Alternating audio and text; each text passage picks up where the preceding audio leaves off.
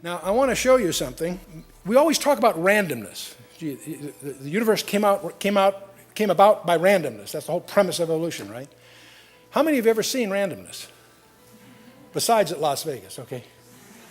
As you look at randomness, and the intent here was to assemble random bits. And by the way, that turns out to be very difficult to do. In a computer, you can't get randomness. They have pseudo-random number generators that generate a string of numbers that meet as many tests as they can conceive of for randomness, but they're still not really random. But I want you to look at these treat these as random numbers. Do you notice what's missing? There's something missing here. Can you spot what's missing? Randomness lacks symmetry. Do you ever see random things symmetrical? See, the very concept of symmetry implies order. A center line on a drawing implies that there's an architect around. That's how they discovered all kinds of things about the architecture of the Temple Mount, because these things all line up on a center line. That has profound implications. You notice randomness lacks periodicity. Every third one doing something or whatever. There's no periodicity. In fact, that's one of the tests of randomness. If there's any periodicity, it fails the test of randomness. You know what I mean by periodicity? It has a cycle. Okay. Randomness lacks any evidence of design by definition. Because if there's design, that implies it's no longer random. Randomness lacks order of any kind. That's why the scientists, as they search for extraterrestrial life, listen to the noise, the randomness, in the hopes of finding some kind of order. And what they rule out, of course, if it's periodic, every second or something, it could be generated by some natural phenomenon. So periodicity doesn't, they're not looking for that. But they're looking for any evidence of design. That's why random numbers are a typical conjecture. If you're trying to communicate to another alien culture, a series of random numbers is one of the ways to get their attention, presumably, because how would you generate that? Well, I got a surprise for you, because there is a sequence of numbers that, how many have heard of the Fibonacci numbers? How many? There's 1, 2, 3, anybody? Okay, it's interesting. I have heard about these since I was a kid. I never took them seriously. And because they are the domain of some pretty strange characters. But back in the 12th century, Leonardo Fibonacci, he was messing around trying to predict rabbit populations. And he discovered a series of numbers that bears his name. And the first, it's 1, 1, then 2. Each number is the sum of the previous two. Third number is 2, the next number is 3, which is 1 plus 2, then 3 is 2 plus 3 is 5, 5 plus 3 is 8, 5 and 8 are 13, 8 and 13 are 21. See, each number is the sum of the previous two. You follow me? That is the Fibonacci sequence. The mathematician, he first discovered it in the 12th century, but he didn't recognize the real significance. It took several hundred years for people to discover that this sequence appears in nature in some of the strangest places. The ratio of any two adjacent numbers is approximately 1.6. It varies a little bit in the second and third decimal place, but it's very close to that.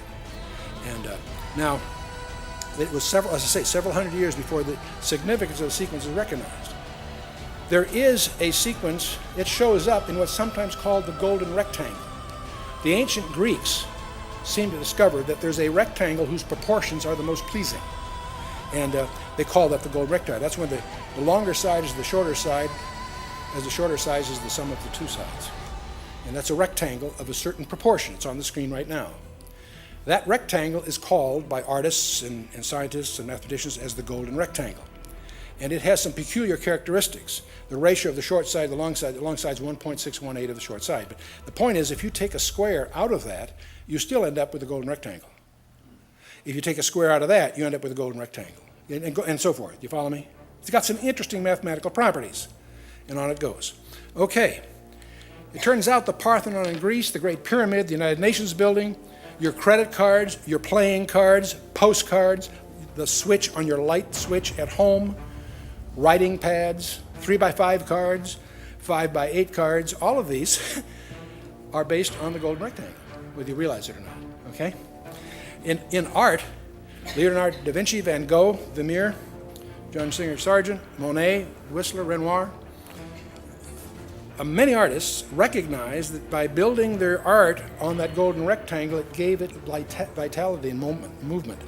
And it was the dynamic, what they call dynamic symmetry, in contrast to static symmetry. So it implies growth, power, movement, and gives animation, and so forth. And the artists have discovered that, and if you're a student of art, you're well acquainted with this. In floral arrangements, we discover the lily has 3 petals, the yellow-violet 5, delphinium 8, the mayweed 13, the aster 21, erythricum has 34, helenium has 55, Michaelmas daisy has 89. So if you're one of these people, she loves me not, if you know the Fibonacci numbers, you got a chance of winning that one. Okay.